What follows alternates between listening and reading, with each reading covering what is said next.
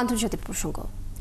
ভারতের সাথে উত্তেজনার মধ্যে ব্যালিস্টিক ক্ষেপণাস্ত্রের সফল পরীক্ষা চালিয়েছে পাকিস্তান, যা সার্বিক পরিস্থিতিকে যুদ্ধের আরও কাছাকাছি নিয়ে গিয়েছে। এদিকে ভারত পাকিস্তানে যে কোনো সময় হামলা চালাতে পারে এমন শঙ্কা প্রকাশ করেছেন পাকিস্তানিরা। তাই কাশ্মীরের নিয়ন্ত্রণ রেখার কাছে বসবাসকারী বাসিন্দারা এরই মধ্যে বাংকার নির্মাণ করতে শুরু করেছেন। আরও জানাচ্ছেন ঋতু সাহা। পেহেলগামের সন্ত্রাসী হামলার ঘটনাকে ঘিরে ভারত পাকিস্তানের মধ্যে উত্তেজনা এখন অনেকটাই যুদ্ধের পথে। চরম উত্তেজনার মধ্যে পাকিস্তান শনিবার আবদালি ক্ষেপণাস্ত্রের সফল পরীক্ষামূলক উৎক্ষেপণ করেছে। বিশেষ এই ক্ষেপণাস্ত্র 450 কিলোমিটার দূরে লক্ষ্যবস্তুতে আঘাত হানতে সক্ষম। পাকিস্তান সেনাবাহিনী বলছে, এই উৎক্ষেপণের লক্ষ্য ছিল সেনাদের অপারেশনাল প্রস্তুতি নিশ্চিত করা এবং প্রযুক্তিগত সক্ষমতা যাচাই। একনল হ্যান্ড ওয়াশ 100% প্যারাবেন ফ্রি, তাই নিরাপদ হাতের জন্য আস্থা রাখুন একনলে। ক্ষেপণাস্ত্রের সফল পরীক্ষার জন্য পাকিস্তানের প্রেসিডেন্ট আসিফ আলী জারদারি এবং প্রধানমন্ত্রী শেহবাজ শরীফ ক্ষেপণাস্ত্র পরীক্ষার সাথে জড়িত বিজ্ঞানী ও প্রকৌশলীদের অভিনন্দন জানিয়েছেন।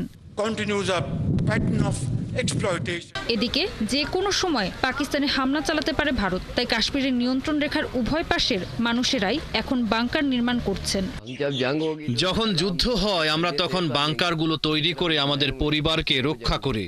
আমরা সেনাবাহিনীর সাথে আছি, আমরা পাকিস্তানের সাথে আছি, আমরা কোথাও যাচ্ছি না, আমরা এখানেই থাকব।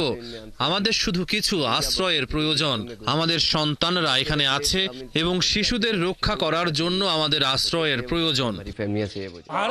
যদি ভারত পাকিস্তানে হামলা চালায়, তবুও পাকিস্তানিরা ঐক্যবদ্ধ থাকবে। আমরা তাদের বিরুদ্ধে লড়াই করব। কেবল আমাদের সেনাবাহিনী নয়, আমাদের জনগণ এবং সমস্ত রাজনৈতিক দল বীরত্বের সাথে ভারতের বিরুদ্ধে লড়াই করবে।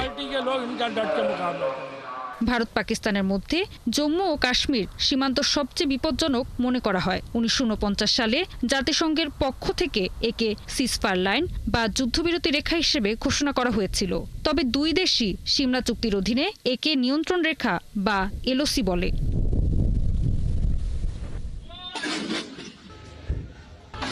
এদিকে ভারত ও পাকিস্তানকে চলমান উত্তেজনার মধ্যে সংযম দেখানো এবং আলোচনা চালিয়ে যাওয়ার আহ্বান জানিয়েছে ইউরোপীয় ইউনিয়ন। পাশাপাশি ভারত ও পাকিস্তানের মধ্যে ক্রমবর্ধমান উত্তেজনার প্রেক্ষাপটে জাতিসংঘ নিরাপত্তা পরিষদে শিগগিরই বৈঠক হতে পারে বলে জানিয়েছে গ্রিস।